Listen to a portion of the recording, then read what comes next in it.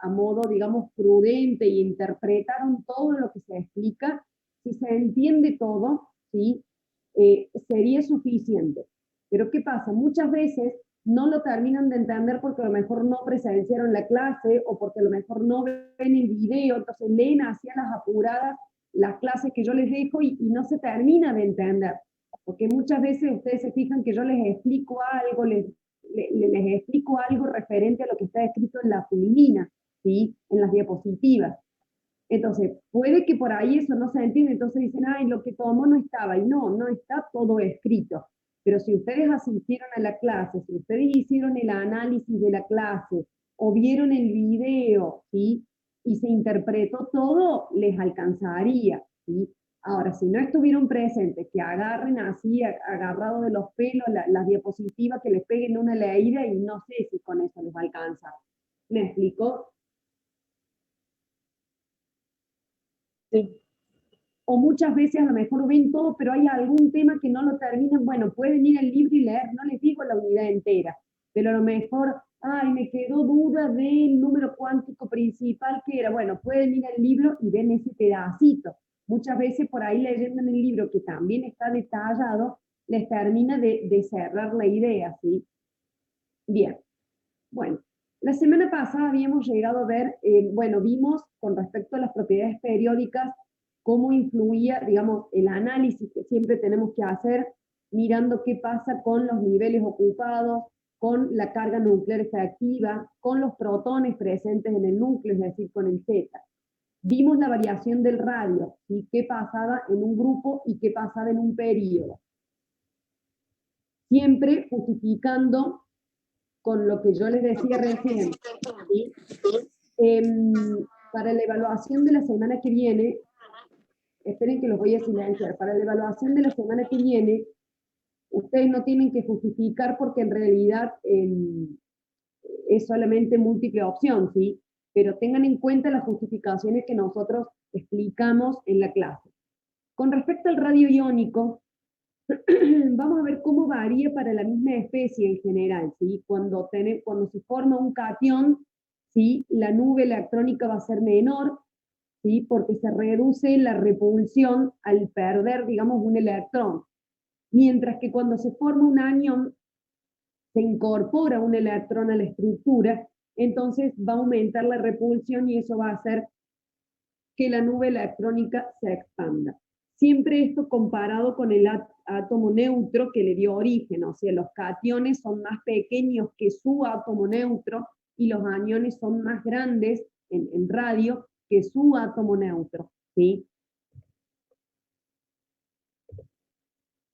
Bueno, ahí les dejo la comparación, ¿sí?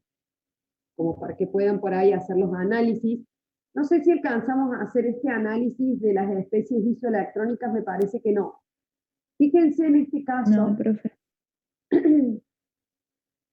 que aparecen distintas especies y uno rápidamente diría, esto es muy difícil de comparar, porque tenemos aniones, cationes con distintas cargas de distintos elementos, pero ¿qué pasa? Obviamente este radio que aparece acá es un dato que sacamos de una tabla, ¿sí? No es que analizamos y llegamos a ese valor, no. Pero sí podemos analizar el número de electrones que tienen las especies y, o casualidad, todas tienen 10 electrones. Por eso habla de radios iónicos cuando las especies son isoelectrónicas. Entonces, el análisis es sencillo. ¿Por qué? Porque al tener el mismo número de electrones, lo que uno va a hacer es evaluar lo que sucede con la carga, digamos, con los protones que están en el núcleo. ¿Por qué? Porque mientras mayor sea la carga nuclear, más se van a sentir atraídos esos 10 electrones, que en todos los casos son 10. Entonces es lógico pensar que el aluminio tiene 13 protones que están atrayendo a sus 10 electrones, mientras que, perdón, el catión aluminio, ¿sí? El catión aluminio es el que tiene 13 protones y 10 electrones, mientras que este anión del nitrógeno, ¿sí? Tiene 7 protones nada más que están atrayendo a los 10 electrones. Entonces, por eso es que este catión del aluminio va a ser el más pequeño. Repito, porque al tener más protones en el núcleo, más va a atraer a la nube electrónica, que es la misma porque en todos los casos tenemos 10 electrones. Se entiende cómo, viendo el análisis de los niveles ocupados, de los protones, podrían calcular la carga nuclear efectiva, pero claro, al tener los mismos electrones, directamente mientras mayor sea el Z, mayor va a ser la carga nuclear efectiva y más pequeño va a ser ese radio. Profe, S13, S12 no es la carga nuclear efectiva, ¿no? No, es la carga nuclear, es Ah, solo ok. el Z, ¿sí? Ah, ok. Cuidado, está buena la aclaración, porque carga nuclear son los protones, es el Z. Carga nuclear efectiva es haciendo el cálculo con los electrones y con los protones, digamos, restándole la pantalla. Al Z restarle la pantalla, ¿sí? Fíjense que acá dice Z y cuando es carga nuclear efectiva es ZEF, ¿sí? En este caso va a ser directamente proporcional porque al tener el mismo número de electrones todos van a tener la misma pantalla. ¿Me explico?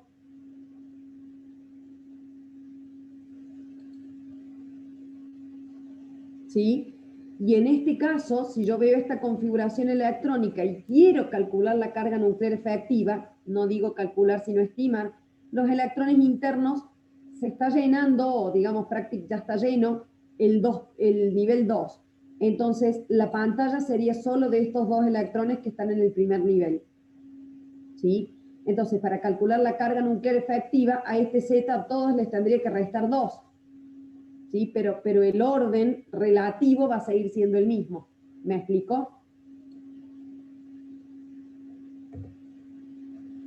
Bien, vamos a ver qué ocurre con la energía de ionización. Cuando hablamos de la energía de ionización, hablamos de la energía que se requiere para desprender un electrón de un átomo gaseoso, ¿sí? Mientras mayor sea la energía de ionización, me está dando idea de que ese núcleo atrae con más fuerza sus electrones, por eso yo tengo que entregar más energía para poder quitar un electrón, ¿sí?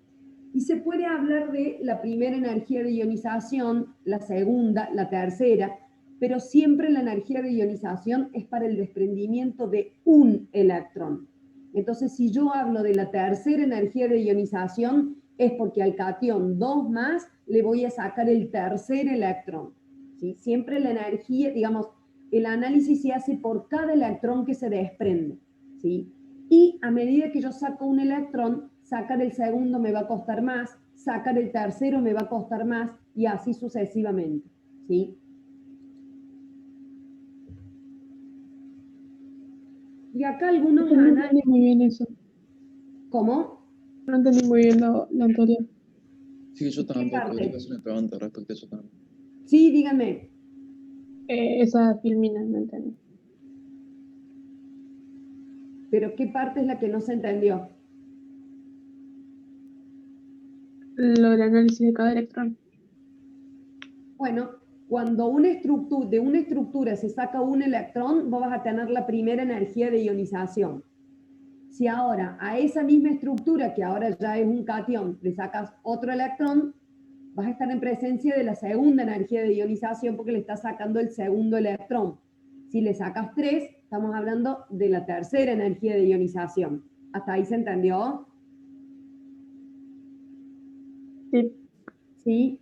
Entonces, siempre el proceso se evalúa por cada electrón. Cuando yo hablo, por ejemplo, de la tercera energía de ionización, no es la energía para sacar 3 electrones, ¿sí? Sino que es la energía para sacar solo el tercer electrón. ¿Se entiende a lo que me refiero? Claro, yo, Sí. profe, le hago Sí. una consulta.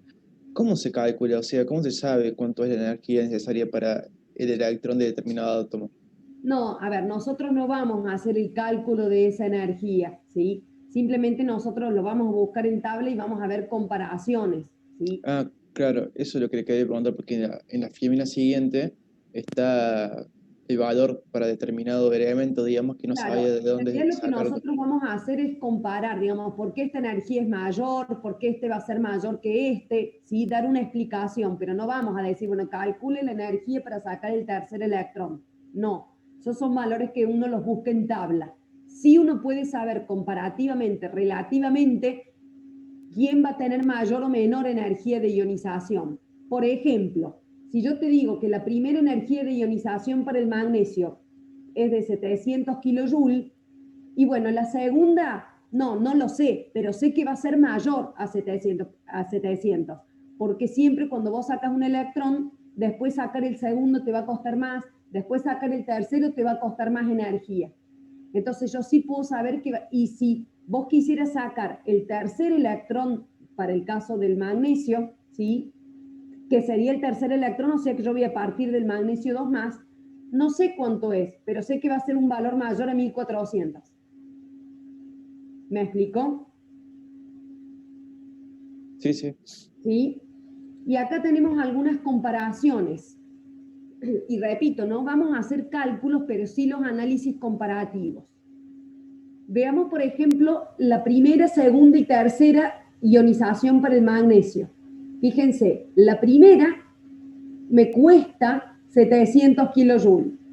La segunda me cuesta 1400. Y fíjense que en la tercera hay un salto importantísimo, grandísimo.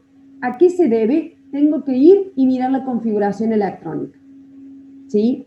Siempre que yo quiera hacer este análisis, porque tengo que ver a dónde están alojados esos electrones para poder justificar por qué la energía va a ser mayor o menor. Fíjense que acá está la configuración del magnesio. Cuando pierde uno, eso tiene un cierto costo energético. Cuando pierde dos, obviamente va a ser mayor, pero cuando perdió estos dos electrones, me queda con la configuración del gas noble. Ese catión es muy estable. Entonces, por eso sacar el tercer electrón me va a costar tanto. Fíjense que saltó de 1400 a 7000, casi 8000. Claro, porque cuando el magnesio llega a magnesio 2 más, y ya es muy difícil sacarle el tercer electrón. Cuando digo muy difícil, digo muy costoso energéticamente. ¿Me explico? Bueno, por eso siempre, como es, cede dos electrones en las reacciones químicas. Claro, porque llega a una configuración estable. Fíjense lo que pasa para el caso del aluminio. No tenemos... sí, acá tenemos el salto, fíjense. Bueno, no está marcado en amarillo porque no era un ejemplo que les iba a comentar, pero lo vemos, fíjense. El primer electrón tiene un determinado costo energético, el C, que es 500. El segundo, 1800. El tercero, 2700. Y fíjense que cuando yo saco el primero, el segundo y el tercero, llegué a la configuración del gas noble.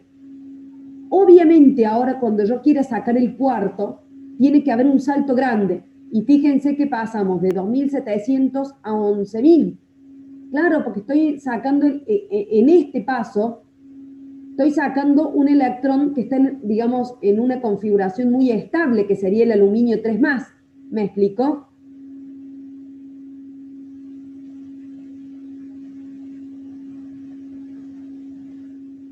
Sí, profe. Sí, profe, se entiende. Sí, profe, se entiende. Bueno, y así podemos hacer algunos otros análisis. Por ejemplo, la primera ionización, ¿sí? ¿Por qué la primera ionización del aluminio es menor que la primera ionización del magnesio? Bueno, porque acá en el aluminio, cuando yo saco ¿sí? Me quedan estos orbitales llenos. Entonces, de alguna manera, es un poco más estable eso que sacar uno del magnesio y que me quede ese orbital semilleno, ¿sí? Uno siempre a las comparaciones la tiene que hacer mirando las configuraciones electrónicas, ¿sí? Bueno, y ahí les dejo algunos ejemplos. Bueno, acá está lo que yo les decía del magnesio y del aluminio, ¿sí? Y profe, una consulta, siempre se pone ionización, el elemento, la flechita, y después siempre se pone el más electrón. Sí, cuando vos explicas una energía de ionización, perdón que vuelva, pero Ahí no pones ningún número de electrón, tipo si sacaste 2 electrones, 3 electrones. ¿Vos me estás hablando en esta ecuación? Sí. En esta ecuación siempre vos lo vas a plantear para cada electrón. porque cada energía es para un electrón. Entonces acá, Ok. la primera energía de ionización es la energía que vos le entregás a la especie neutra para formar el catión 1 más y liberar un electrón.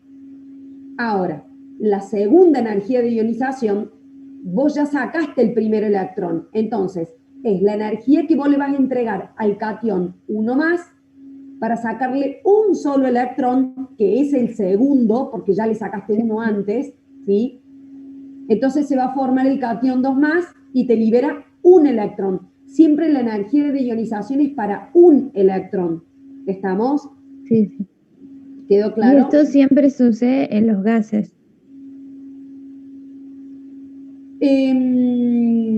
Lo que pasa es que la energía de ionización está definida para la energía requerida para desprender un electrón de un átomo en estado gaseoso. Es la definición del valor, ¿sí? Entonces, como energía de ionización es para un átomo gaseoso, ¿sí? ¿Me explico? Sí, sí, sí. Gracias, profe. No, de nada. ¿Qué variaciones tenemos en la, digamos, con respecto a la energía de ionización? Y acá esto se va a relacionar con el radio. Y como se relaciona con el radio, se va a relacionar con la carga nuclear efectiva, con los niveles ocupados, con lo mismo que analizamos antes. ¿Qué va a suceder? Mientras menor sea el radio, más chiquito es el radio, más difícil es sacar el electrón. Entonces va a ser mayor esa energía de ionización. Mientras que cuando el radio es más grande, es más voluminosa la estructura, ese último nivel, porque siempre el electrón que se saca es el último, ¿no? Por lo menos cuando yo hablo de la primera energía de ionización es para sacar el último electrón. Entonces, como el radio es más grande, ahora ese último electrón está más lejos. Entonces va a ser menor, ¿sí? Entonces, la primera energía de ionización aumenta en un periodo de izquierda a derecha, esto se relaciona con la carga nuclear efectiva y con el tamaño de la especie, con el radio, y va a disminuir cuando vamos bajando por un grupo, porque al bajar en un grupo el radio se hace mayor. ¿Se entiende? Profe, ¿Sí? Vamos a ver qué pasa con la afinidad electrónica. La afinidad electrónica es la energía que se libera o que se requiere cuando se adiciona un electrón, ¿sí? Entonces, la afinidad electrónica tiene un valor positivo, ¿sí? Cuando se libera energía. Discúlpenme un segundito.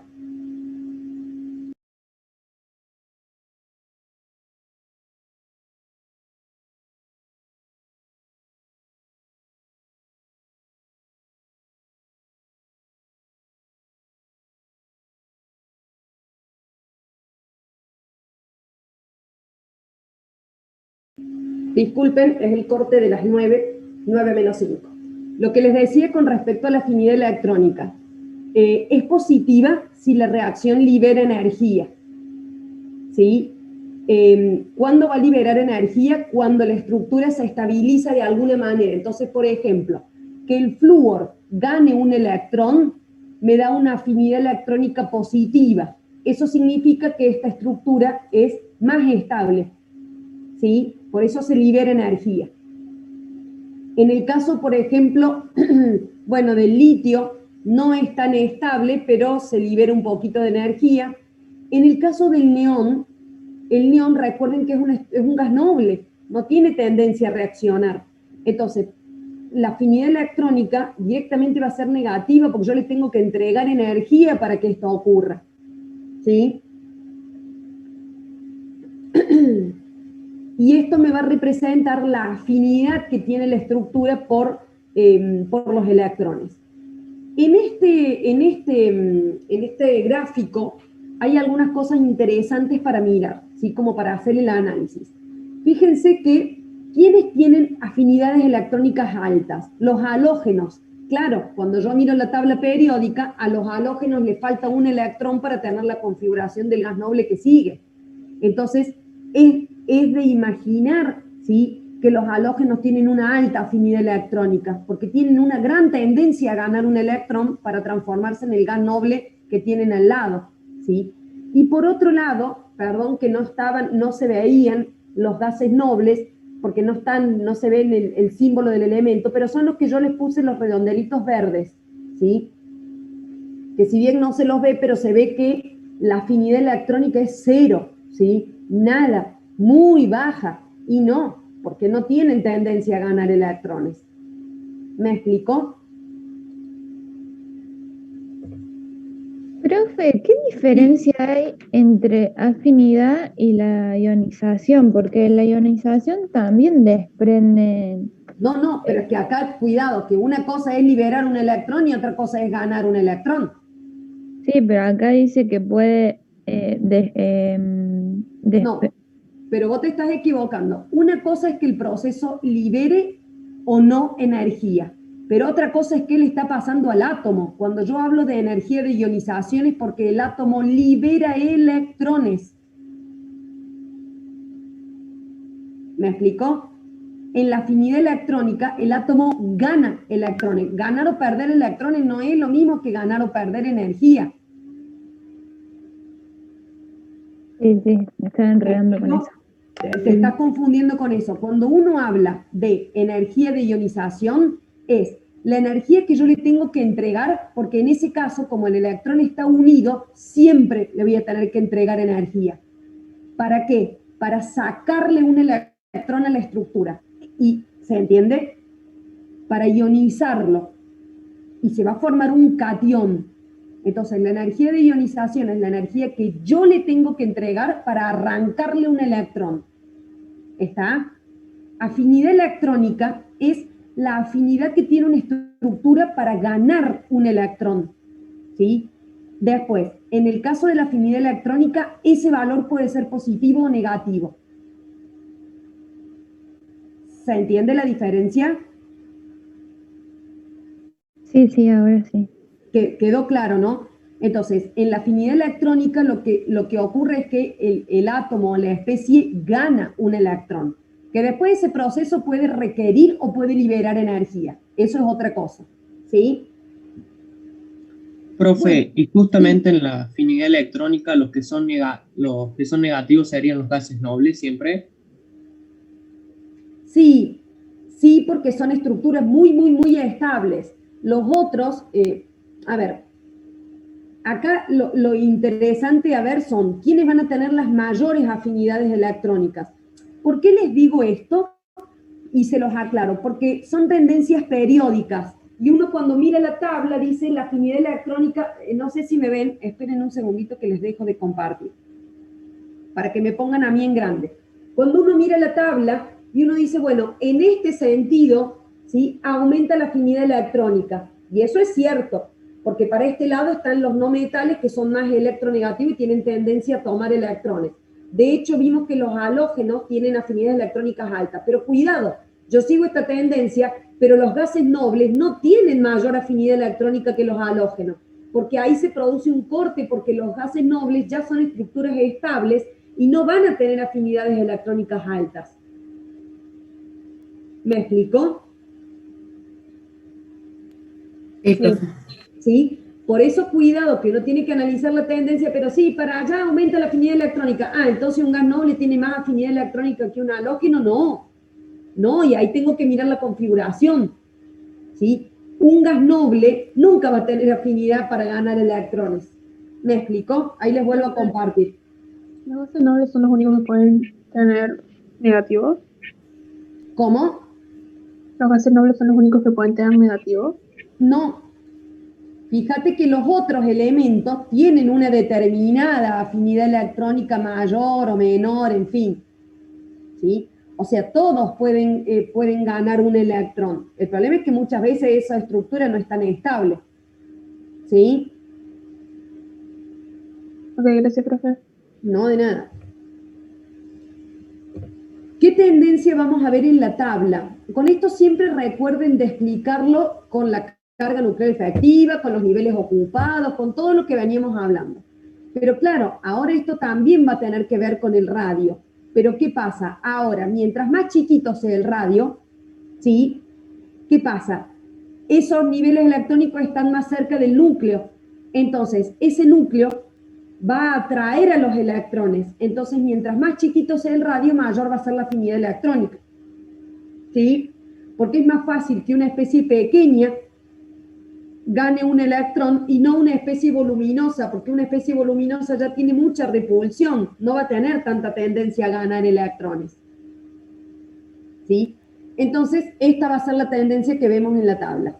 Aumenta de izquierda a derecha, obviamente eso se relaciona con la carga nuclear efectiva y con el radio que tenga la especie, y va a disminuir cuando bajamos en un grupo, claro, porque se hace más voluminoso. Profe, ¿cómo había dicho de la ionización? ¿Cómo era? Menor La radio. energía- Está escrito en la filmina, es la energía que se necesita para quitarle un electrón a No, un no, digo, menor radio, mayor energía de ionización, ¿o no?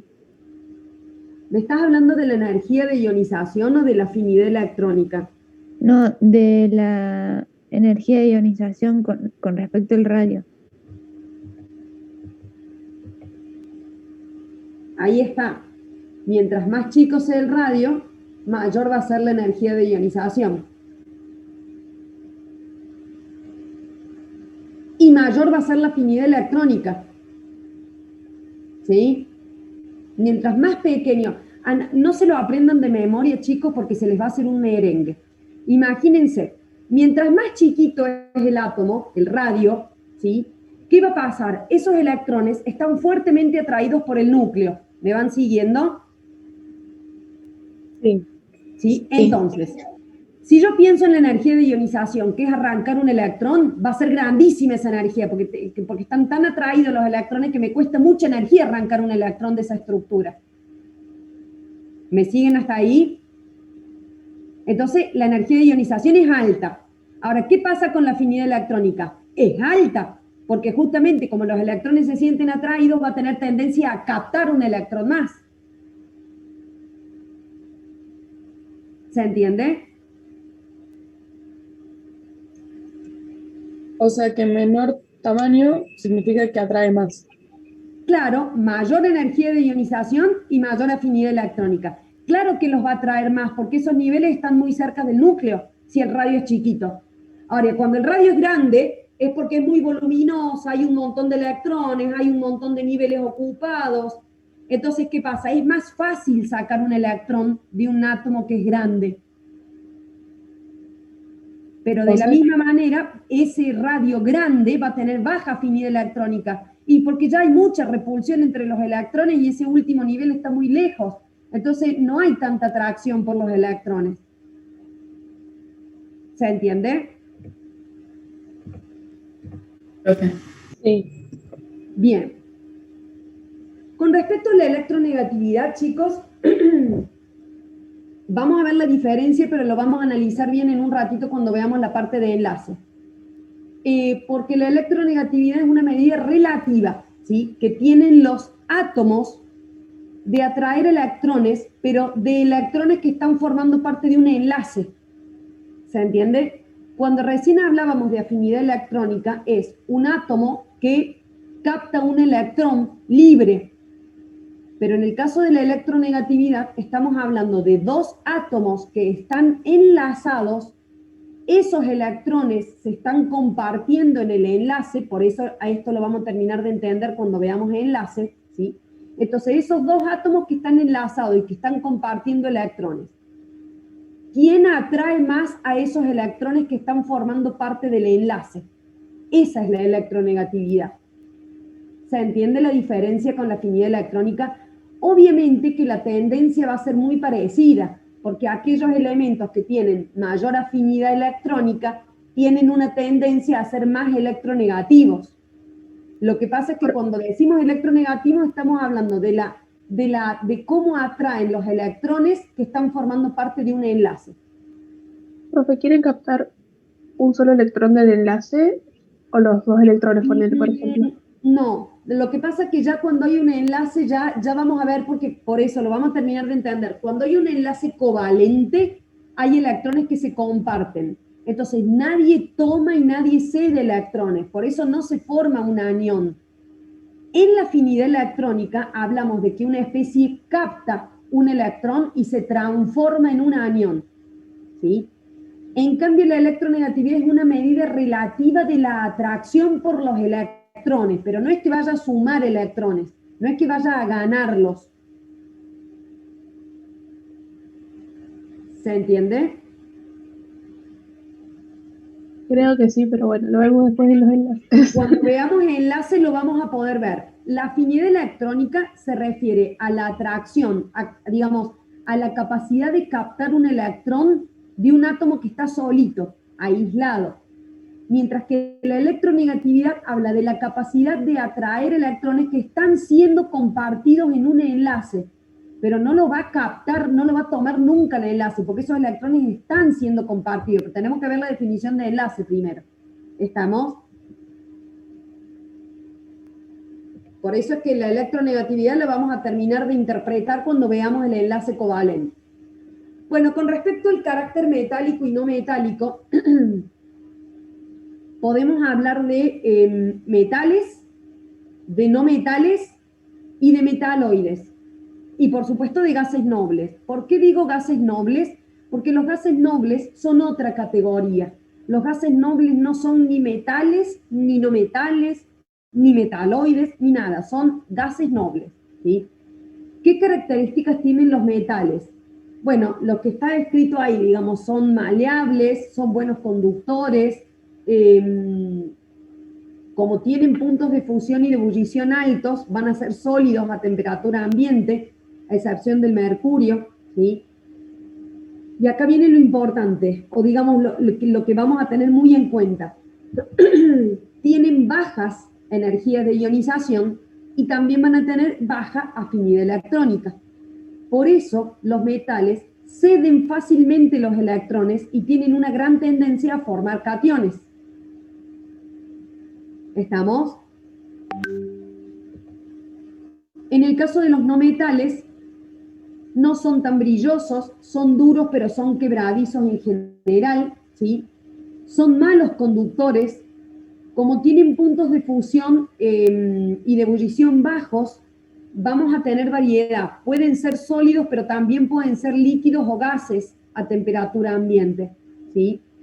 Y van a tener altas energías de ionización y altas afinidades electrónicas. Entonces no tienen tendencia a ceder electrones, al contrario, tienen tendencia a ganarlos y por eso forman aniones. ¿Sí?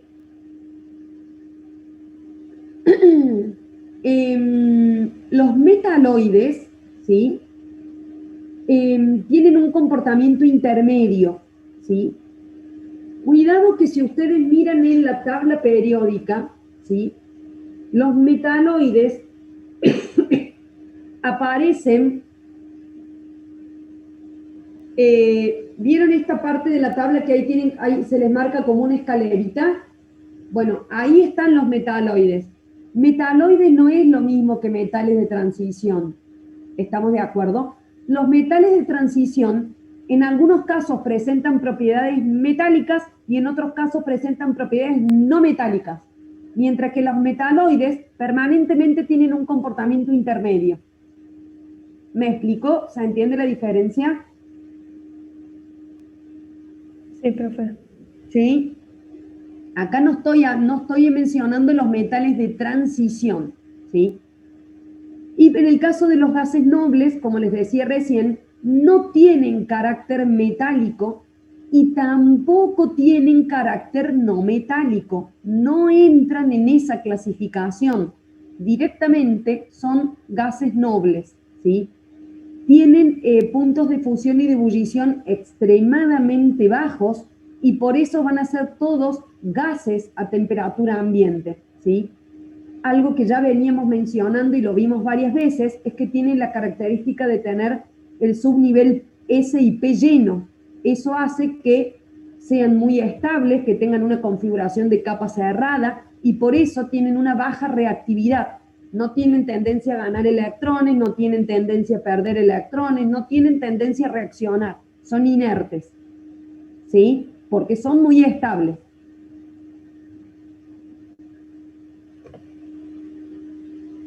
Bueno, ahí les dejo un resumen. Cuidado con este resumen, ¿sí? que esto no es la justificación, esto es para que ustedes se lo puedan recordar, pero ustedes siempre van a tener que justificar con todas las propiedades que nosotros hemos visto, ¿sí? Profe, yo tengo una duda, puede ser. Sí, O sea, cuando usted dice que tiene, por ejemplo, los no metales tienen alta energía de ionización y alta afinidad electrónica. sí. ¿Cómo se puede dar las dos cosas? Porque si la afinidad electrónica es la energía cuando se añade un electrón y la energía de ionización es la energía cuando se libera un electrón. O sea, ¿cómo puede suceder las dos cosas? Justamente, a ver, justamente, pensá en, por ejemplo, el sodio, que es un compuesto metálico, ¿sí? ¿Qué pasa con el sodio? Tiene tendencia a formar cationes. ¿Estamos de acuerdo hasta ahí? Sí, ¿Qué ocurre? Tiene una baja afinidad electrónica. ¿Por qué? Y porque no tiene tendencia a ganar electrones. Por eso tiene una baja afinidad electrónica. mm, ¿Hasta ahí me va siguiendo? sí, ahora sí. Ahora, para el sodio es fácil liberar un electrón. Justamente, no tiene una, digamos, tiene una baja afinidad electrónica, pero tiene una baja energía de ionización porque es fácil sacarle un electrón. Por eso tiene tendencia a formar un cation. Sí, pero como, viste, se te confunde Sí, pensar. es que justamente por eso, digamos, sigue lo mismo. Aquellos que tengan baja afinidad electrónica van a tener una baja energía de ionización, porque Sí, no tiene tendencia a tomar electrón, sino tiene tendencia a liberarlo. ¿Me explicó? Y ahora me voy al otro extremo de la tabla. Piensen, por ejemplo, en el cloro. Yo creo que intuitivamente ustedes tienen en claro que el cloro tiene tendencia a formar un anión. ¿Por qué? Porque tiene una alta afinidad electrónica, tiene una gran afinidad por los electrones. Ahora, tiene una alta energía de ionización porque no tiene ninguna intención de que le saquen electrones. Es altísima la energía que yo necesito para quitarle un electrón. Por eso tiene una alta energía de ionización. Ahora, tiene una alta afinidad electrónica porque tiene más bien capacidad de captarlos a los electrones. Y por esas dos cosas es que tiene tendencia a formar aniones. ¿Me explicó? Sí, yo entendí eso, pero no entiendo lo de los radios, o sea, esa relación que hace con los radios. ¿Qué relación de los radios? ¿Con qué? pero creo que Que lo de el menor radio, Pero mayor. con respecto a qué propiedad, digamos, la afinidad electrónica, la energía de ionización. con la afinidad electrónica. Y mientras más pequeño sea el radio, mayor afinidad va a tener por los electrones porque los atrae con más intensidad.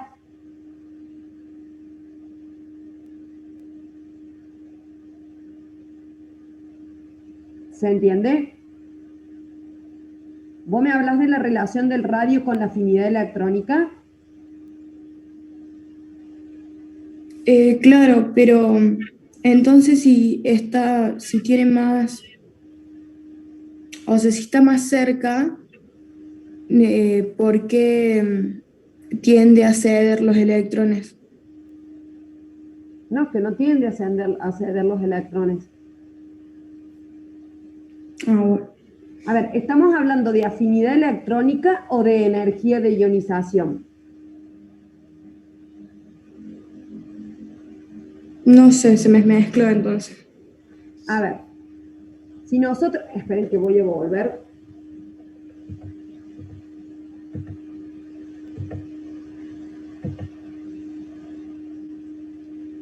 Si hablamos de energía de ionización, la energía de ionización es la energía que se necesita para sacar un electrón, para liberar un electrón. ¿Estamos de acuerdo hasta ahí? Sí, Entonces, mientras más grande sea el radio, ¿sí?, más fácil va a ser de sacar un electrón. Entonces va a ser menor la energía de ionización si el radio es grande, porque va a ser relativamente fácil arrancar un electrón si la nube es voluminosa y ese último nivel electrónico está lejos del núcleo. Cuando digo que es fácil, digo que me cuesta poca energía, por lo tanto la energía de ionización va a ser baja. ¿Me explico?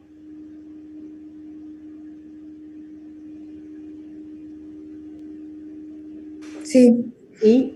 Ahora, ¿qué pasa si el radio es pequeño? Si el radio es pequeño, ahora esos electrones están muy atraídos hacia el núcleo. Entonces va a ser muy difícil arrancar un electrón y la energía de ionización va a ser más alta si el radio es pequeño. ¿Se entendió esa relación entre el radio y la energía de ionización? sí, ahora sí, profe. Y vamos ahora a la afinidad electrónica, porque es justamente como el proceso inverso. La afinidad electrónica es la energía, o digamos, es la energía que se libera o que se absorbe, pero cuando la especie gana un electrón. Entonces, ¿qué va a pasar? Cuando el radio es chiquito, o sea, ahora imagínense un átomo pequeño, esos electrones se sienten muy atraídos hacia el núcleo. Entonces, ese núcleo va a tener afinidad para ganar más electrones. Entonces va a haber una alta afinidad electrónica, porque como el radio es chiquitito, los electrones se sienten muy atraídos. Y así como es difícil de arrancar un electrón, va a ser fácil de que esa especie tome un electrón. Entonces va a tener una alta afinidad electrónica, pero va a tener una alta energía de ionización. ¿Se entiende?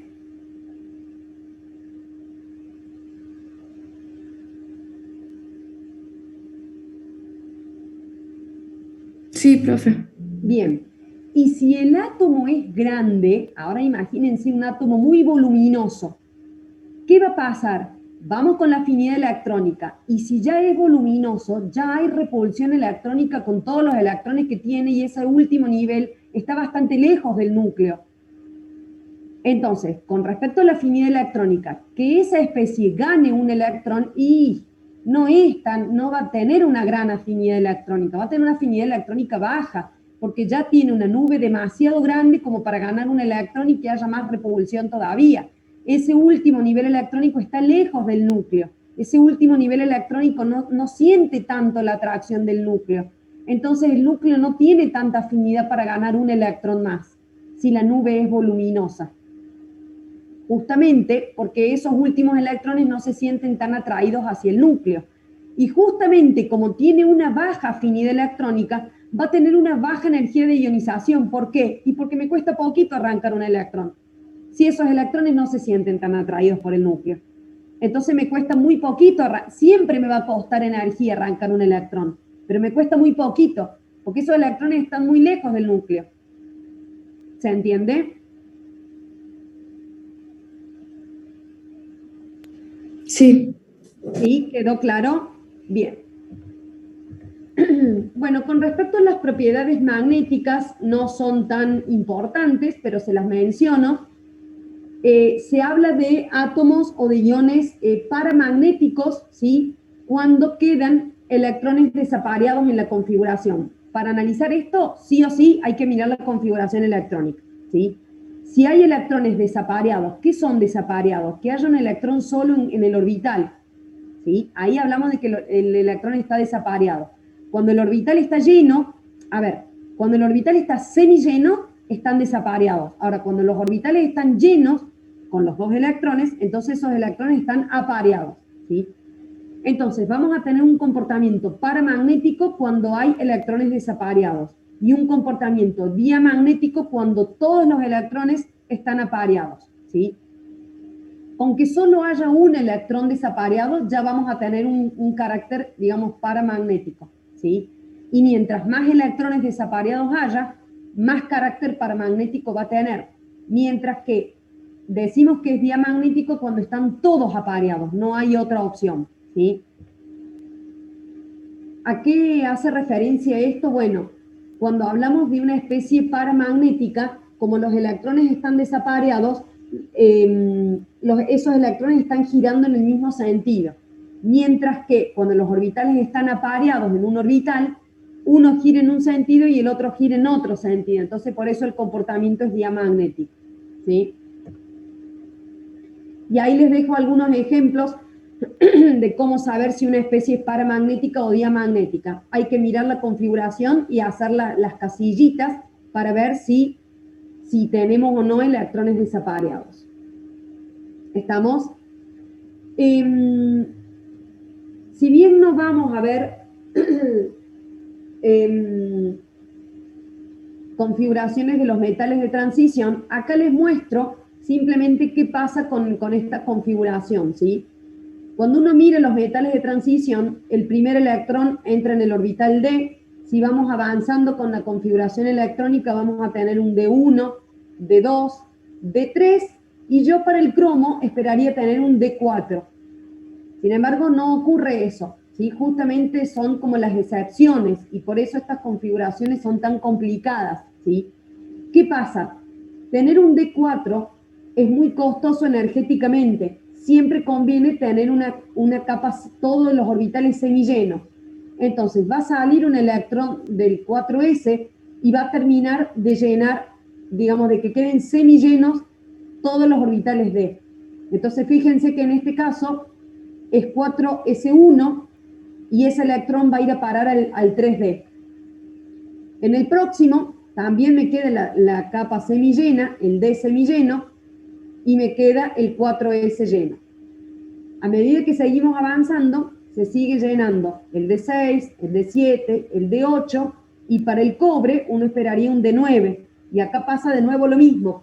Como es muy estable que los orbitales D estén completamente llenos, entonces va a salir un electrón del S para completar los orbitales D, ¿sí?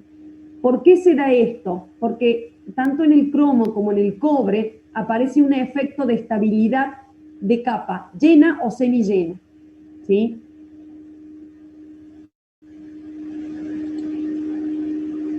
Profe, pero esos casos son excepciones, digamos. Sí, Bueno. exactamente, son excepciones, y no solamente con el cromo y con el cobre, hay otras excepciones que siempre vamos a ver que no queda una configuración con D4 y tampoco quedan las configuraciones con D9. Se reacomodan de cierta manera para que los orbitales D estén o semillenos o llenos completos y que no me queden ahí, digamos, con un orbital vacío, ¿sí? Son complicadas las configuraciones, digamos, porque tienen distintas cuestiones de estabilidad. Los orbitales D son complejos en energía porque son muchos, tienen distintas orientaciones, ¿sí? Y este comportamiento se va a ver en todos los metales de transición, ¿sí? En todo el grupo del cromo y en todo el grupo del cobre pasa más o menos lo mismo. Lo que pasa es que, a su vez, a medida que va habiendo más electrones, la cuestión se va complicando un poco más todavía, ¿sí? Y alguien alguna vez me preguntó si podían mirar las configuraciones electrónicas de la tabla, y yo la verdad es que no sé si la tabla periódica, depende, cada tabla periódica tiene en cuenta estas excepciones. A ver, déjenme ver. No, ven, por ejemplo, para el cromo, sí, en la mía sí me aparece que es de 5, pero puede no aparecer en todas, ¿sí? Eso depende. Bien. Y lo marca como irregular, como configuración electrónica irregular. Exactamente, sí.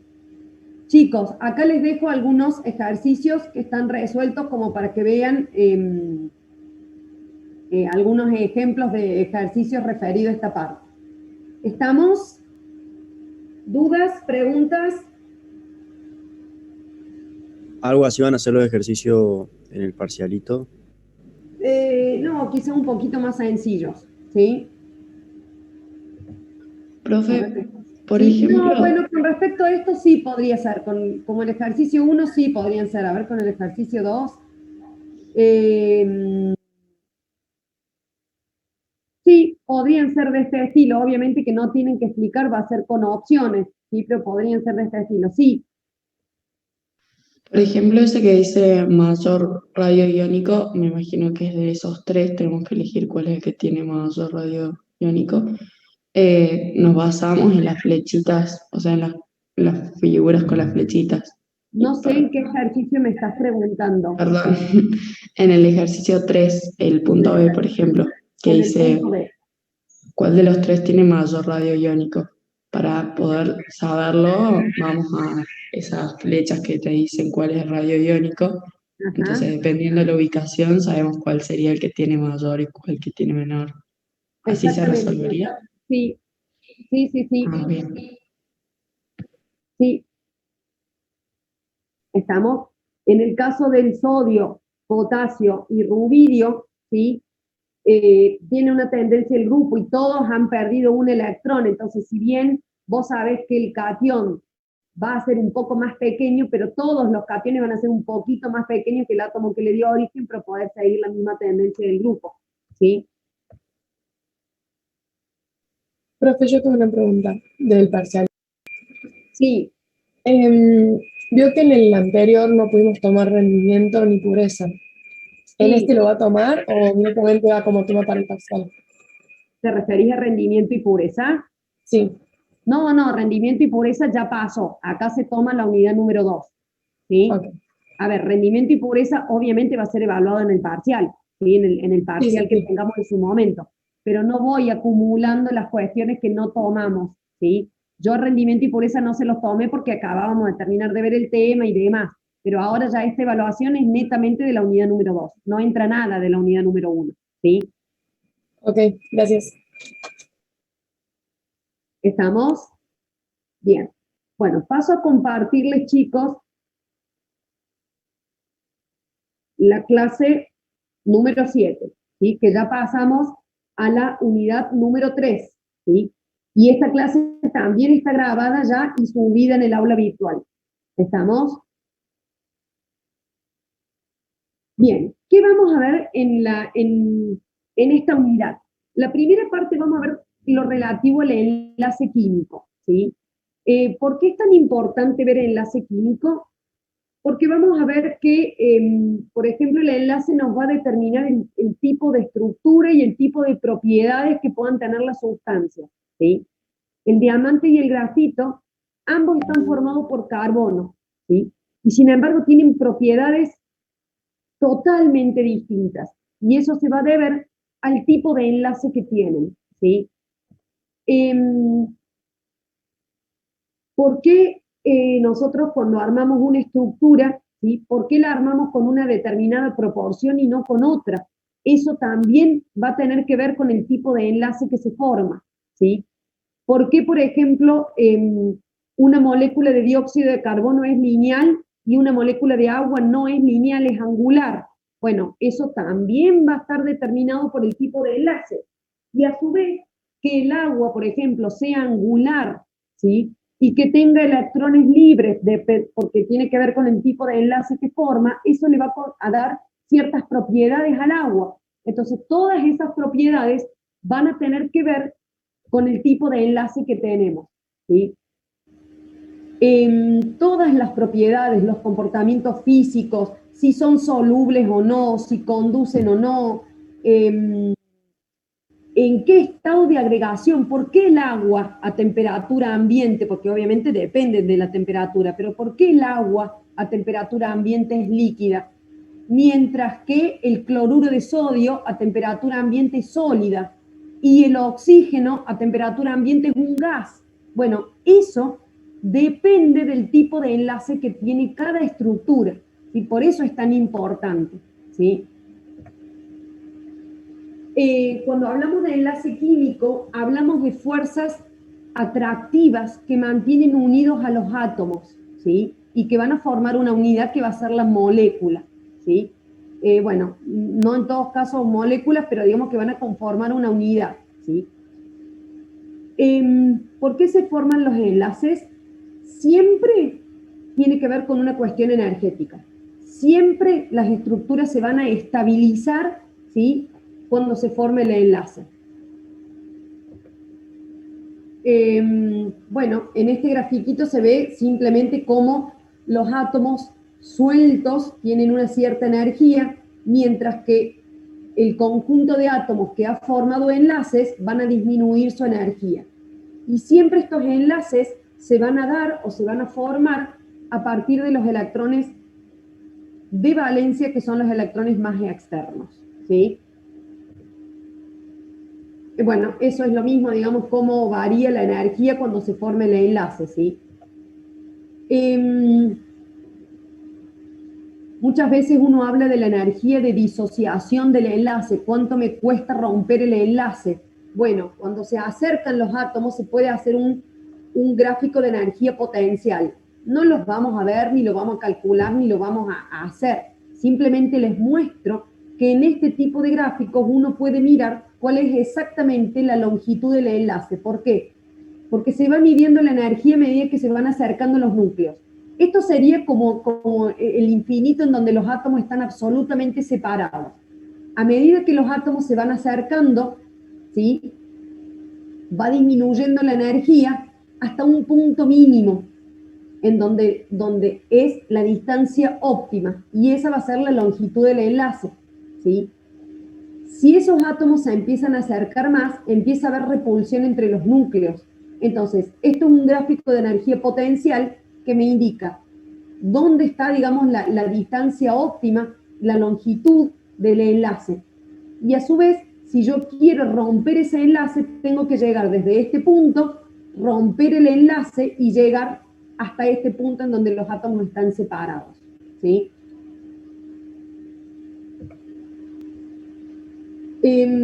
Bueno, Lewis fue quien intentó explicar por qué se forman los enlaces, ¿sí? Él observó que los gases nobles tenían poca reactividad y que los átomos tenían una tendencia, ¿sí?, a enlazarse, pero siempre adquiriendo la distribución de electrones igual que la que tienen los gases nobles. Entonces va a aparecer la teoría de enlace por pares de electrones. Y esto sigue la regla del octeto. ¿Qué nos dice esta regla del octeto?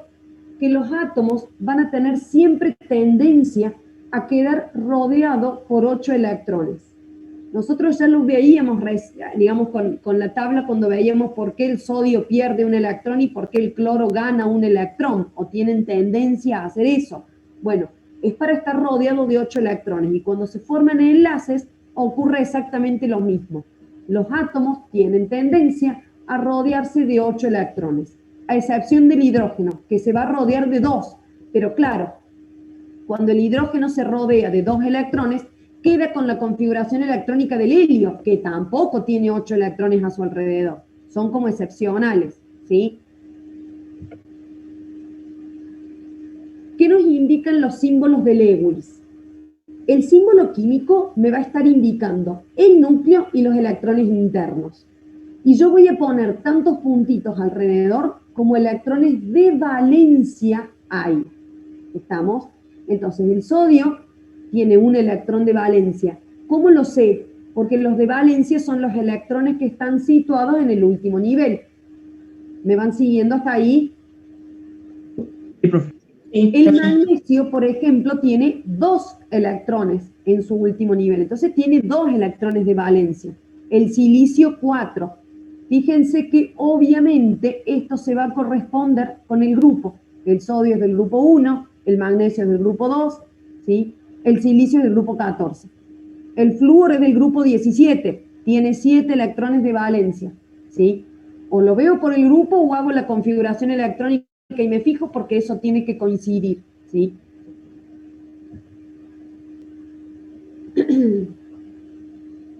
¿Qué tipos de enlaces vamos a ver? ¿Qué tipos de enlaces existen? Bueno, tenemos enlaces de tipo iónico, en donde ocurre una transferencia de electrones y se va a formar un catión y un anión, que van a tener obviamente una atracción electrostática, pero se forman iones. Una especie toma electrones y la otra especie libera electrones. ¿Estamos de acuerdo hasta ahí? En el caso del enlace covalente, ¿sí?, ya lo vamos a analizar, pero resulta que ninguno de los átomos tiene tanta tendencia como para tomarlo o como para cederlo. Entonces, ¿quién le gana a quién? Nadie le gana a nadie, y ahora los electrones se van a compartir, ¿sí? ¿Por qué? Porque, digamos, ninguno lo cede y ninguno lo toma. en el enlace covalente no se forman iones, no hay cationes y tampoco hay aniones, porque nadie pierde los electrones y nadie gana los electrones.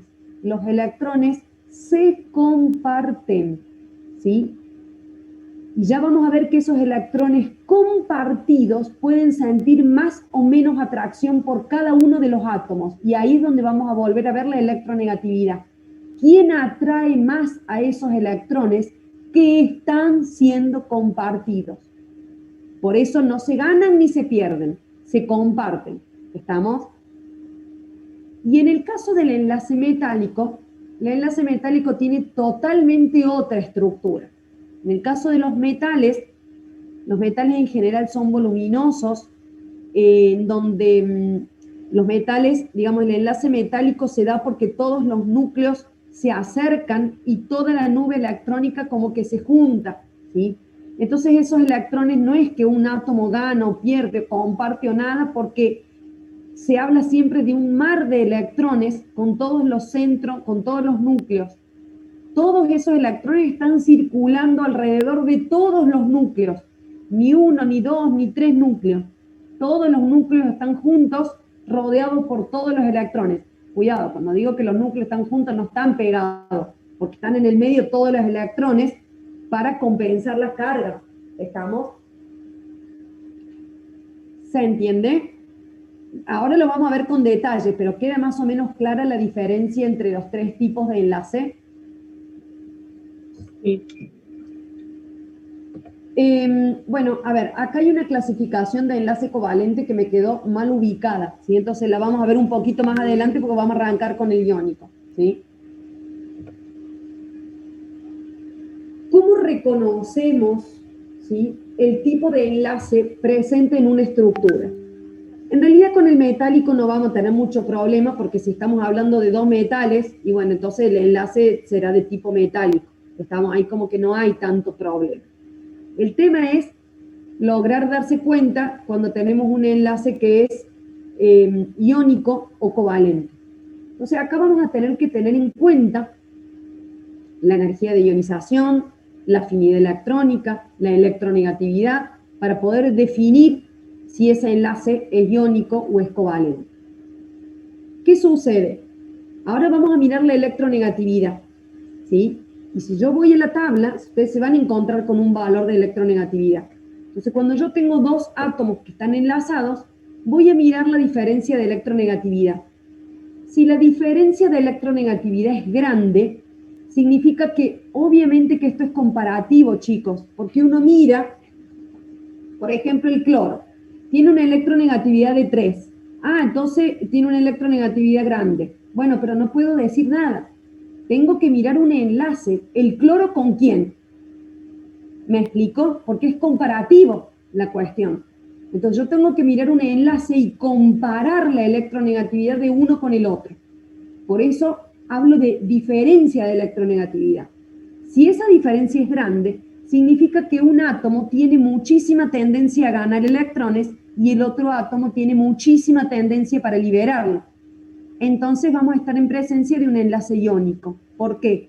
Porque uno lo libera al electrón y el otro lo toma al electrón. Puede ser un electrón, dos electrones, eso va a depender de cada especie, ¿sí?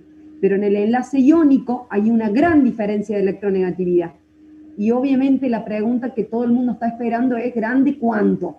Bueno, distintos autores proponen distintos valores, ¿sí? Se pueden encontrar con un punto de corte entre 1,7, 1,8 o 2, ¿sí? Si la diferencia es grande, podemos hablar 1,7 si quieren, el enlace es de tipo iónico. Si la diferencia es menor a eso, el enlace es de tipo covalente.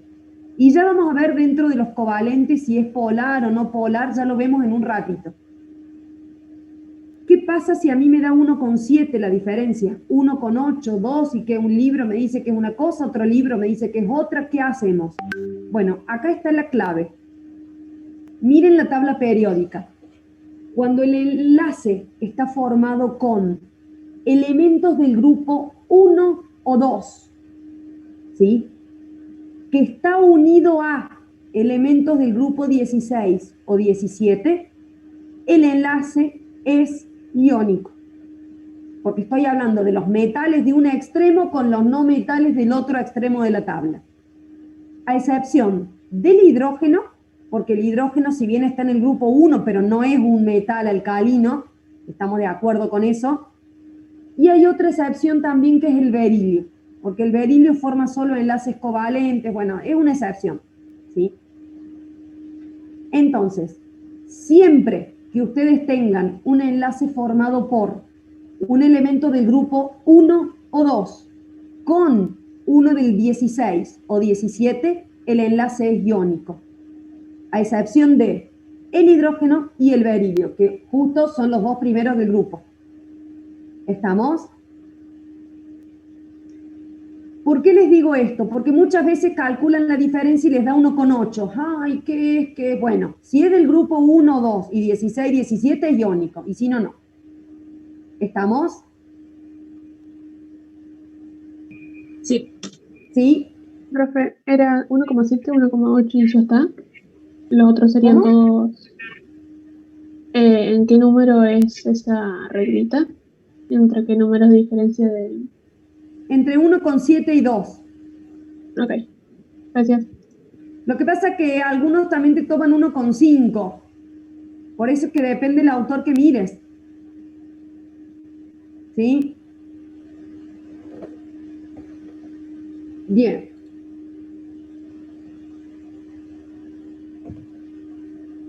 ¿Qué características tiene el enlace iónico? Es una fuerza electrostática, ¿sí? En este caso, los metales pierden electrones y los no metales lo van a aceptar. Hay iones, se forma un catión y un anión que van a sentir atracción electrostática, ¿sí? Por eso siempre se dice que se forma con un metal y un no metal, ¿sí? ¿Por qué se da esto? Y porque los metales tienen baja energía de ionización y baja afinidad electrónica, mientras que los no metales tienen alta energía de ionización y alta afinidad electrónica, ¿sí? Entonces los no metales en general son más electronegativos y tienen una alta afinidad electrónica, van a tomar los electrones, ¿sí? Y acá tenemos ejemplos. Ejemplos de cómo se forma. Fíjense que el sodio tiene un electrón de valencia, mientras que el cloro tiene 7 electrones de valencia. Ahí estarían las estructuras de Lewis, ¿estamos de acuerdo? Entonces, ¿qué va a ocurrir? ¿Cómo planteamos esta unión?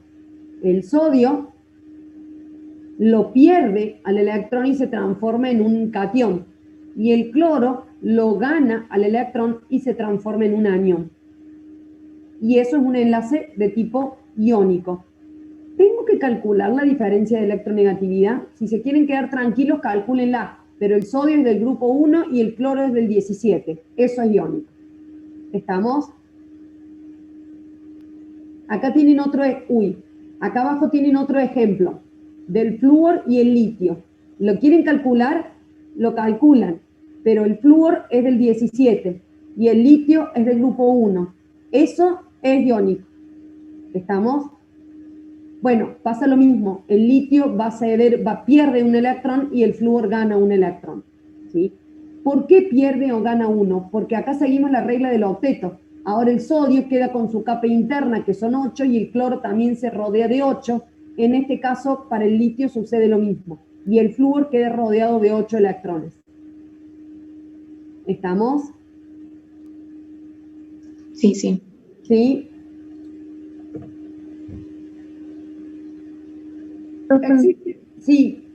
en el litio, ¿cómo sabes? Están 8 electrones y bueno, por lo menos en el dibujito no lo veo. Hace la configuración electrónica y te vas a dar cuenta. A ver, espérame, ahí me fijo. ¿Cuántos electrones en total tiene el litio?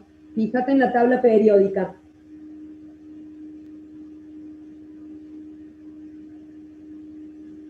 Tres. Tiene 3.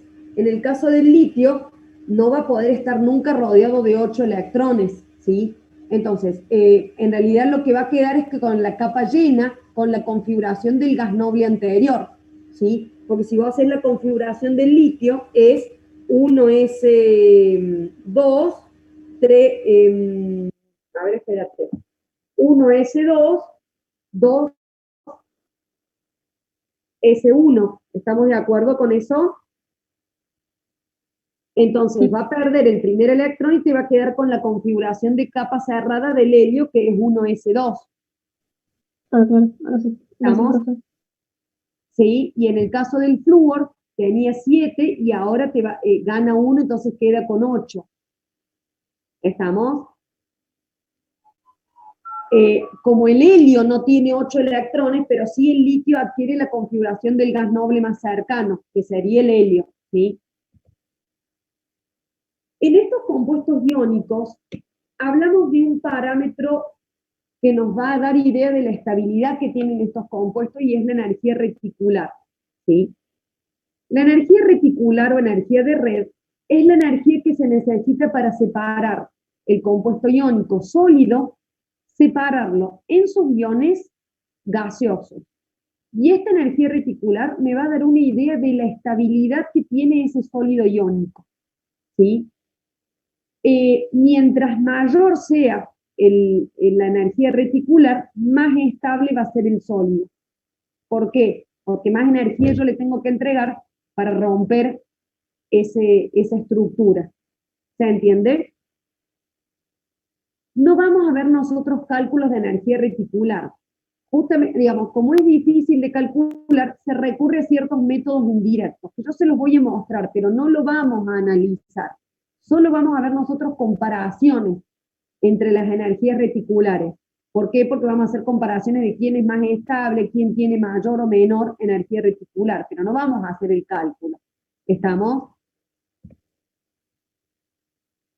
Acá simplemente les muestro cuál es el ciclo de von Haber, no se vuelvan locos. En realidad lo que se hace es un ciclo en donde participa la energía reticular, ¿sí? Porque la energía reticular sería del compuesto sólido, si yo miro esta flecha al revés, para allá, llegar a los iones gaseosos. Entonces, eso sería la energía reticular. Y por ende, este cambio de energía de estos iones para formar el sólido sería menos la energía reticular. Estoy viendo el proceso inverso. Entonces, a partir de ahí se plantean una serie de pasos conocidos. Cuando digo conocidos es porque yo puedo ir a una tabla y mirar qué energía está involucrada en ese proceso. Entonces se estudia, se analiza la formación, se analiza la sublimación, las energías de ionización, la afinidad electrónica y se arma todo este ciclo. Y a partir de este ciclo, todos los valores de energías son conocidos menos la energía reticular. Entonces de esa manera se puede calcular la energía reticular, ¿sí? Se los dejo así nomás, no lo vamos a ver en detalle porque no vamos a ver cálculos de energía reticular. ¿Estamos?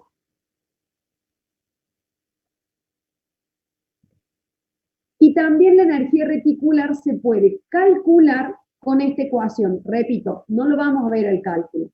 Pero, ¿qué involucra este cálculo? Una constante, y acá esto sí me interesa. Esta sería la energía reticular. Fíjense que la energía es directamente proporcional a las cargas que están acá arriba e inversamente proporcional a la distancia. Entonces, esto nos va a dar una idea de cuando nosotros comparamos las energías reticulares, por qué tienen mayor o menor energía reticular. Y acá viene la parte importante, hacer estas comparaciones. ¿Me siguieron hasta acá? Sí, sí. ¿Sí?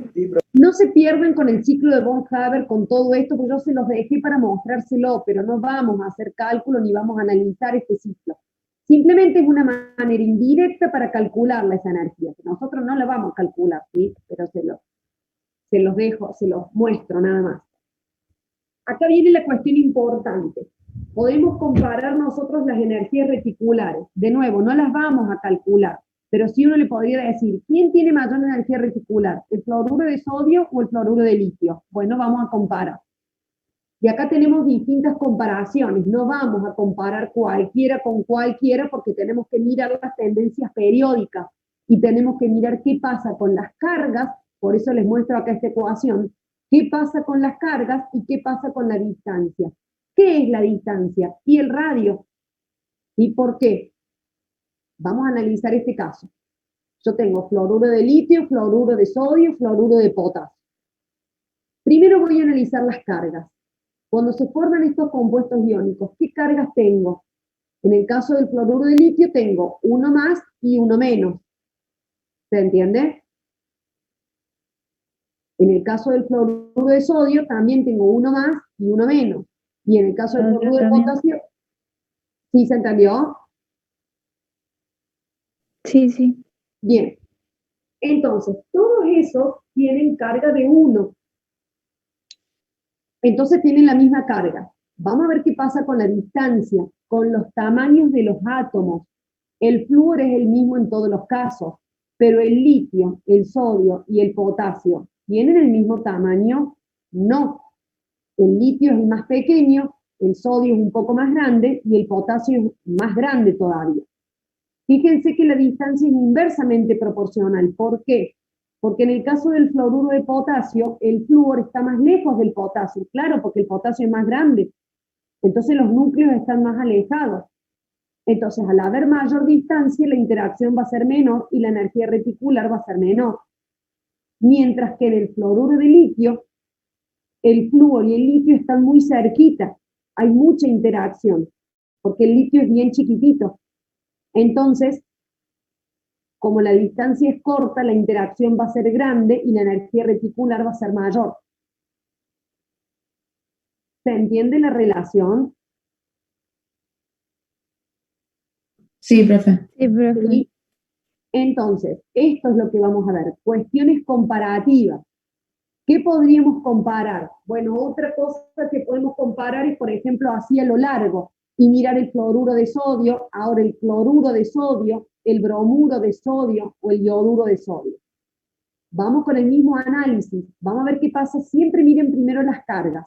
Primero se miran las cargas. Y si tienen la misma carga, me fijo en la distancia. En el caso de todos estos también tienen carga 1, porque todos son iones 1 más, 1 menos. Y el sodio es el mismo para todos. Pero ahora yo veo que el flúor es más chiquito, el cloro es un poco más grande, el bromo es más grande, el yodo es más grande. Entonces, de nuevo, mientras más grande sea, mayor va a ser la distancia y menor va a ser la interacción. Por lo tanto, menor la energía reticular. Entonces, fíjense que el yoduro de sodio es el que tiene la energía reticular más baja. ¿Por qué? Porque es muy grande, entonces no hay tanta interacción. El bromo un poco más chiquito aumenta la energía reticular, el cloro un poco más chiquito aumenta, y el flúor es bastante más chiquito y aumenta la energía reticular. Con respecto a los otros, siempre esto es algo comparativo. ¿Estamos? Fíjense si nosotros podríamos comparar, por ejemplo, el cloruro de sodio con el cloruro de calcio. Acá ya nomás cuando miro las cargas, acá hay algo que cambió. ¿Por qué? Porque el sodio tiene carga 1 más, pero el calcio tiene carga 2 menos. De hecho, lo estoy viendo en la fórmula porque hay 2 cloros. Entonces, claramente, esta interacción que tiene más cargas va a ser más intensa. Entonces, la energía reticular va a ser grande. Y fíjense que el efecto de la carga es muy importante, porque saltamos de 700 a 2200. Cambia mucho la energía reticular. Incluso cuando el calcio es más grande que el sodio, que uno diría, no, pero al ser más grande, no, no. Por eso les dije que primero miren las cargas, porque el efecto de la carga es más importante que el efecto de la distancia. Entonces, fíjense que al tener el calcio una carga más, ahí la energía reticular se fue para arriba, porque la estructura se estabiliza mucho más. Recuerden, a mayor energía reticular, más estable es la estructura. ¿Me explicó? Profe. ¿Sí? Bien. Y vamos a ver las propiedades o algunas propiedades de los compuestos iónicos. Son sólidos a temperatura ambiente porque tienen una interacción importante. No se las considera moléculas. ¿Por qué? Porque no hay un sodio unido a un cloro. Es una red cristalina. ¿Sí? No vamos a encontrar uno unido con uno, sino que es toda una red. ¿Sí? Como son estructuras muy estables, y de hecho por eso son sólidos, los puntos de fusión y ebullición son elevados. ¿Sí? Para fundirlos se necesita romper la red cristalina, que es muy estable. Por eso estos puntos de fusión y de ebullición son tan elevados. ¿Sí? Son frágiles, no resisten la deformación. ¿Por qué? Eso tiene que ver con la estructura de la red. En la red, los cationes se rodean de aniones y los aniones se rodean de cationes. Si yo ejerzo presión, lo que voy a hacer es mover los átomos y ahora los aniones me quedan enfrentados con los aniones y los cationes me quedan enfrentados con los cationes. Claramente eso tiene repulsión. Entonces la estructura no resiste deformación, se quiebra. ¿Sí? Son solubles en agua. Esto tiene que ver, y en cualquier solvente que sea polar. Esto lo vamos a dejar un poquito en suspenso hasta que veamos qué solventes son polares y qué significa que sean polares. ¿Sí? No conducen electricidad cuando están sólidos, claro, porque los electrones están rígidos en la estructura sólida, pero sí van a conducir cuando estén disueltos o cuando estén fundidos. Disuelto no es lo mismo que fundido. Disuelto es cuando están disueltos en un solvente, mientras que fundido es cuando yo le entrego calor y logro que pase del estado sólido al estado líquido. ¿Se entiende la diferencia? Sí. ¿Estamos?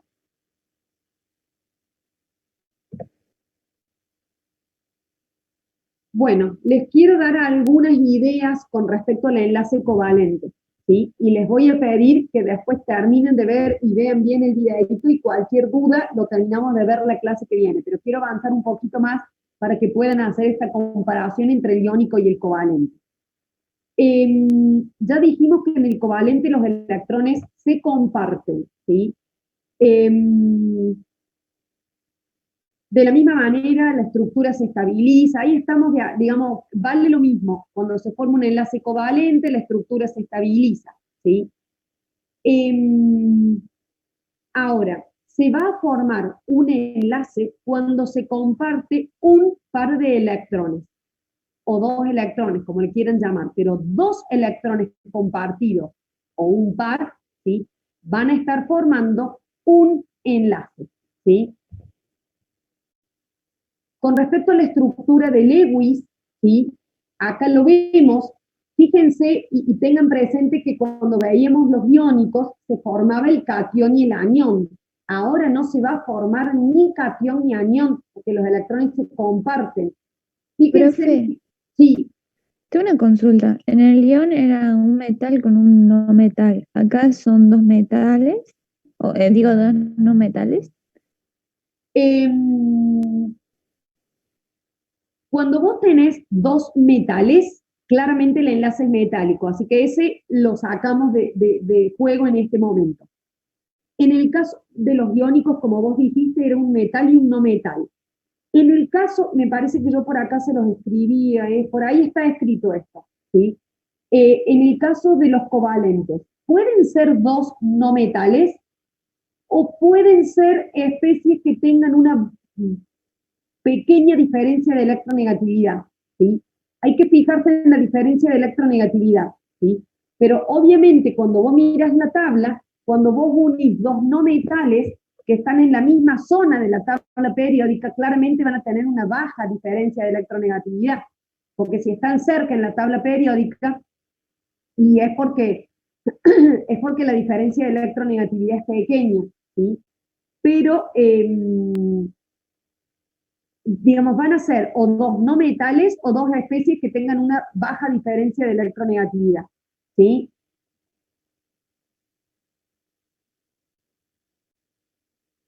¿Estamos? Sí, sí. ¿Sí? Cuando se forma la estructura de Lewis, ¿sí? Fíjense que, bueno, esto justo les iba a aclarar. Fíjense que el flúor es muy electronegativo. Pero ¿qué pasa? Cuando se junta con otro flúor y los dos son muy electronegativos, entonces nadie va a ceder el electrón y nadie lo va a tomar, ¿sí? Entonces por eso les digo que esto es comparativo. En este caso, los electrones se van a compartir. A cada flúor, fíjense que le falta un electrón para completar su octeto. Entonces ahora estos electrones que están acá en medio se están compartiendo.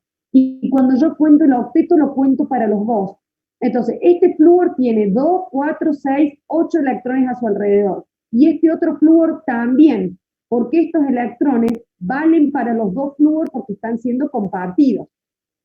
Y ahí aparecen los pares de electrónicos no enlazantes, son los que tienen cada uno. Y el par electrónico enlazante es el que está en medio y es el que está siendo compartido. ¿Me explico? Sí, profe.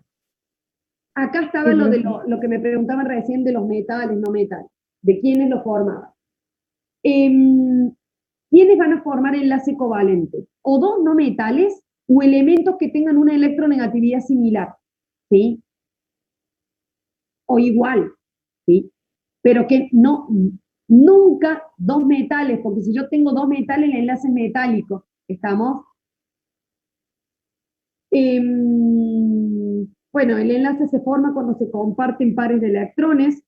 Todo esto ya lo vimos. Se adquiere la configuración del gas noble más cercano, ¿sí? En este caso no se forman iones, ténganlo presente, no hay iones, no hay cargas, porque los electrones se comparten, ¿sí? Y acá sí venimos con la clasificación que teníamos antes, que estaba mal, me quedó mal ubicada esa figura, ¿sí? Y acá quiero ser muy clara. Esta clasificación es para enlaces covalentes. Es decir, que yo no puedo hablar ni de puro, ni de dativo, ni de polar, ni de apolar, que estoy hablando de un enlace iónico. Porque esta clasificación se realiza sobre enlaces que son covalentes. Entonces ya partimos de electrones que están siendo compartidos. Dependiendo de quién aporta, y por eso digo aporta, no digo ni cede ni toma, ¿sí? Digo que aportan electrones para el enlace. Si esos electrones los aporta uno cada átomo, se habla de puro, de un covalente puro. Si uno de los átomos pone en juego los dos electrones que van a ser compartidos, el enlace es dativo. Ya los vamos a ver a esto, ¿sí? Ahora, según la dispersión de la nube electrónica, puede ser apolar o puede ser polar. Si la diferencia de electronegatividad es 0, o sea que los dos tienen exactamente la misma electronegatividad, entonces el enlace va a ser covalente apolar. Ahora, si hay una pequeña diferencia en la electronegatividad, esos electrones se van a sentir más atraídos por un átomo que por el otro. Entonces el enlace va a ser polar. La diferencia de electronegatividad no va a ser grande, porque si la diferencia es grande, entonces ya nos fuimos a un enlace iónico, ¿sí? Pero cuando hay una pequeña diferencia en la electronegatividad, los electrones van a sentir una pequeña atracción, digamos, más por uno que por el otro. Entonces la nube electrónica se va a distorsionar y el enlace va a ser polar. Y según la cantidad de pares de electrones que se compartan, hablamos de un enlace simple o múltiple, porque se puede compartir un par, dos pares o tres pares. Entonces vamos a tener un enlace simple, doble o triple, ¿sí?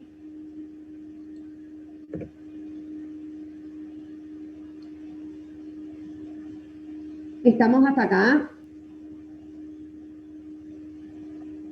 Sí, un descanso. ¿Quedó alguna duda?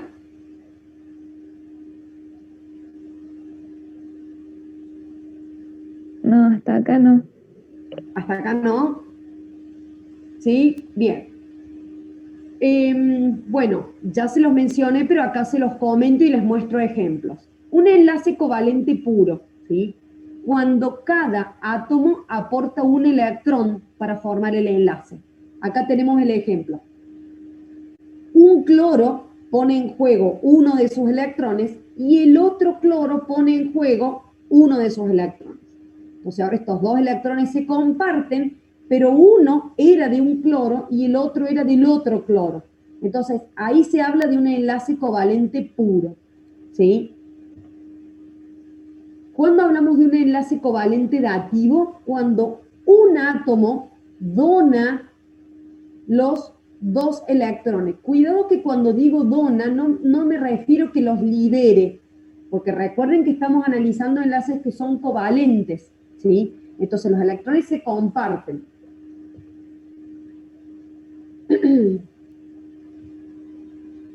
Ya cuando veamos un poquito más las estructuras de Lewis, vamos a ver por qué en algunos casos es puro y por qué es dativo. Para eso tenemos que avanzar un poquito más, ¿sí? Cuando hablamos de un enlace que es no polar o apolar, ¿sí? Decir no polar es lo mismo que decir apolar, ¿sí? Son sinónimos. Y se van a formar cuando la diferencia de electronegatividad es cero. ¿Cuándo la diferencia de electronegatividad es cero? Y cuando estemos hablando del mismo elemento. Por ejemplo, que se enlacen dos flúor, o que se enlacen dos oxígenos, o que se enlacen dos hidrógenos, o dos cloros, o dos nitrógenos. Ni siquiera hace falta que yo vaya a la tabla y me fije cuál es la electronegatividad, porque un hidrógeno va a tener la misma electronegatividad que el otro, un oxígeno va a tener la misma electronegatividad que el otro. ¿Qué significa que tengan la misma electronegatividad? Que cuando se forma el enlace con los electrones que están siendo compartidos, cada átomo atrae exactamente de la misma manera o con la misma fuerza a esos electrones compartidos.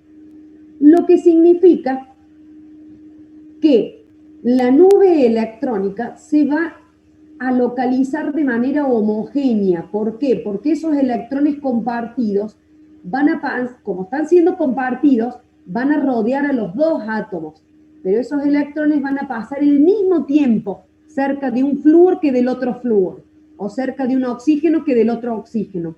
¿Por qué? Porque tienen la misma electronegatividad. Entonces ninguno los atrae con mayor fuerza que el otro. ¿Me explico?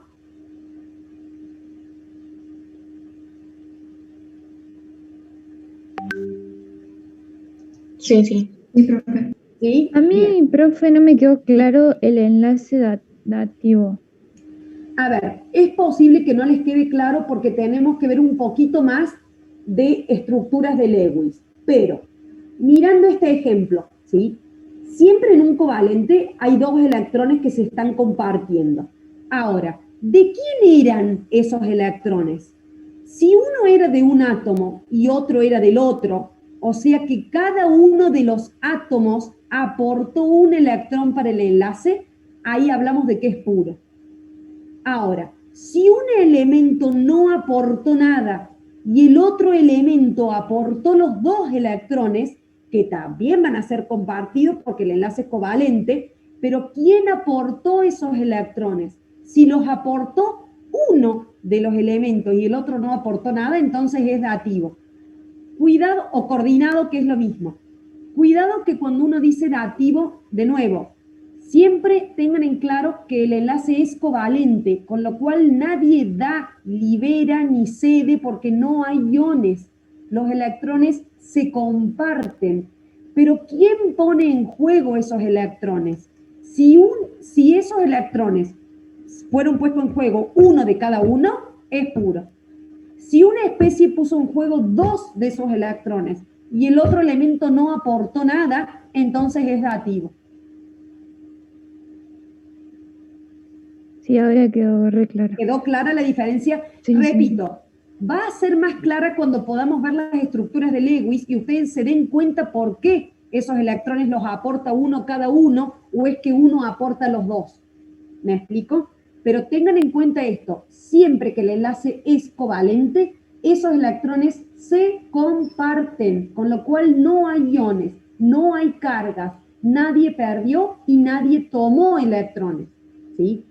Esta clasificación de puro o dativo está, digamos, para esto tenemos que mirar quién aportó los electrones. Repito, va a quedar más claro cuando avancemos con las estructuras de Lewis, porque ahí vamos a ver en qué momento yo lo armo como puro o como dativo. ¿Está? ¿Sí? Tengo que aclararles algo con respecto a todo el tema. Cuando empecemos a ver las estructuras de Lewis, van a ir quedando más en claro muchas de estas cosas. Lo que pasa es que para que ustedes puedan armar las estructuras de Lewis, tenemos que ver qué tipos de enlaces hay. Entonces, como que va quedando todo a media máquina hasta que logremos cerrar el tema. ¿Me explico? Pero más no les puedo explicar porque todavía no vimos las estructuras de Lewis. Entonces, como que todo va a ir quedando un poco así hasta que podamos cerrar un poquito el tema. ¿Sí?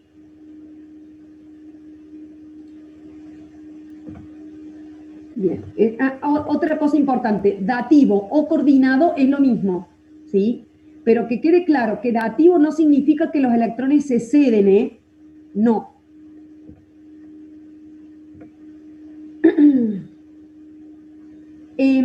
Me voy a un enlace covalente polar. ¿Cuándo voy a tener este enlace? Cuando una especie es más electronegativa que la otra. Y acá, otra cuestión importante. ¿Se acuerdan que nosotros habíamos dicho que el hidrógeno, ¿sí? No me acuerdo si se los dije estrictamente, pero el hidrógeno no forma enlaces iónicos. Y eso ya es algo que se lo tienen que grabar y acordarse para que no se les genere confusión. El hidrógeno nunca forma enlaces iónicos. No calculen electronegatividad, no, nada. Cuando hay un hidrógeno, el enlace es covalente, porque el hidrógeno es un átomo muy chiquitito, nunca va a liberar ni a tomar electrones. Está prácticamente desnudo ese núcleo. ¿Estamos? Entonces, nunca piensen en un enlace iónico cuando tienen un hidrógeno. ¿Estamos? En este caso, bueno, el enlace es covalente por lo que les acabo de decir, pero ¿qué va a pasar? El cloro es más electronegativo que el hidrógeno. ¿Estamos de acuerdo con eso? Entonces, cuando se forma el enlace el enlace covalente y los electrones se comparten, esos electrones no sienten la misma atracción por el hidrógeno que por el cloro. Van a sentir más atracción por el cloro, porque es más electronegativo. Entonces la nube electrónica se va a ver desplazada hacia el cloro. Y digo desplazada, porque acá no hay iones, ¿sí? Y por eso se habla de una densidad electrónica negativa que va a quedar posicionada sobre el cloro y una densidad de carga positiva que va a quedar posicionada sobre el hidrógeno. Repito, digo densidad de carga porque acá no hay iones, nadie ganó electrones y nadie perdió electrones. Los electrones se están compartiendo, pero esos electrones que están siendo compartidos pasan muchísimo tiempo cerca del cloro y muy poquito tiempo cerca del hidrógeno. Entonces, si uno sacara una foto, parece que los electrones están todos sobre el cloro y no sobre el hidrógeno. ¿Me explico? Por eso uno habla de que la nube electrónica está distorsionada. ¿Se entendió el concepto?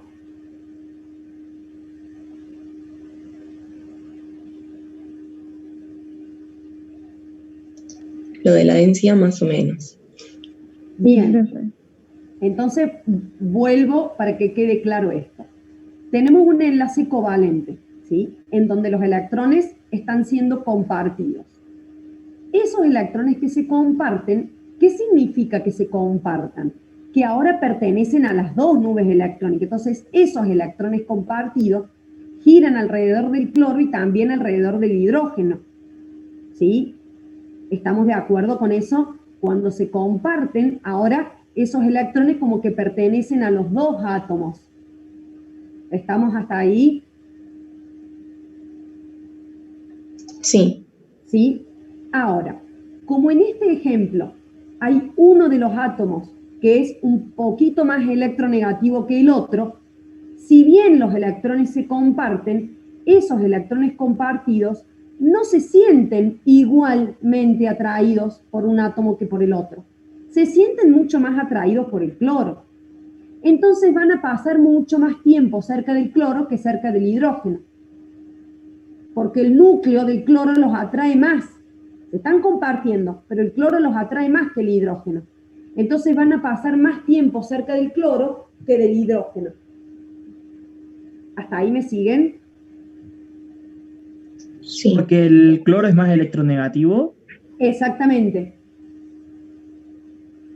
Que el hidrógeno. Esto es comparativo. Sí, siempre comparado con, digamos, no Exactamente. tomado aisladamente, digamos. No. El cloro, como es más electronegativo que el hidrógeno, entonces a esos electrones que están siendo compartidos, porque el enlace es covalente, hay que ir por parte acá. Primero tiene que quedar claro que el enlace es covalente y que los electrones se comparten. Pero esos electrones que están siendo compartidos se sienten más atraídos por el cloro. Entonces, van a estar girando, pero van a pasar mucho más tiempo cerca del cloro que cerca del hidrógeno. Entonces, si uno sacara una foto y mirara qué pasa con esos electrones, se ve que toda la nube electrónica está desplazada y se localiza mucho más, digamos, cerca del cloro que cerca del hidrógeno, que sería toda digamos, esta nube verde que se ve alrededor, ¿sí? Entonces, por eso se genera una densidad de carga. ¿Por qué densidad? Porque en realidad acá no se pierden ni se ganan electrones. Entonces la especie es neutra, no es un catión ni es un anión, ¿sí? El cloro no es un cloruro, no ganó un electrón, pero sí que los tiene muy cerca los electrones. El hidrógeno no se transformó en catión porque no lo perdió al electrón, pero los tiene muy lejos. Entonces, a eso nos referimos con densidad de carga. ¿Queda un poco más claro? Sí, ahora sí. ¿Sí? Entonces, por eso, repito, hablamos de densidad porque acá no se han formado iones, ¿sí? Pero sí los electrones pasan mucho más tiempo cerca del cloro y le confieren como una densidad de carga negativa. No lo ganó totalmente el electrón, ¿sí? Pero sí que lo tiene mucho más cerca, mucho más tiempo, ¿sí? Que el hidrógeno, que tampoco lo perdió al electrón, pero lo tiene muy lejos, ¿sí? Y ese electrón está poco tiempo cerca del hidrógeno.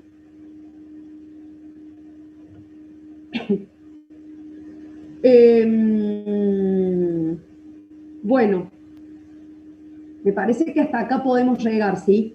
Cuando esta nube está distorsionada se va a generar un dipolo, que es esto de la densidad de carga negativa, que se figura de esta manera, con una flechita que me indica que el hidrógeno pasó a ser el polo positivo y el flúor es el polo negativo, porque la densidad electrónica está más concentrada cerca del flúor. ¿Estamos? Y ahí lo vamos a dejar con respecto al momento dipolar, ya lo vamos a analizar, ¿sí? Si lo quieren ver en el videíto como para ver si lo van interpretando, pero lo terminamos de ver la clase que viene. ¿Estamos? En el Ok, video, profe. ¿hasta dónde está, profe? En el video no está mucho más que acá. Está ¿Va a subir el otro video? Al de la clase 7 ya lo subí, ¿sí? La primera parte. Y, a ver, vimos el momento dipolar, vimos esto de las... No es mucho más. Vimos la energía de enlace y hasta acá. A partir de acá ya no está más el video. Cuando lo haga se lo subo. ¿Sí? Pero igualmente es lo que vamos a ver la clase que viene. Es muy probable que yo dé clases el martes que viene y ahí termine de grabar el video y se lo suba con respecto a la segunda parte de la clase 7. ¿Sí? Vale, gracias, profe. ¿Estamos?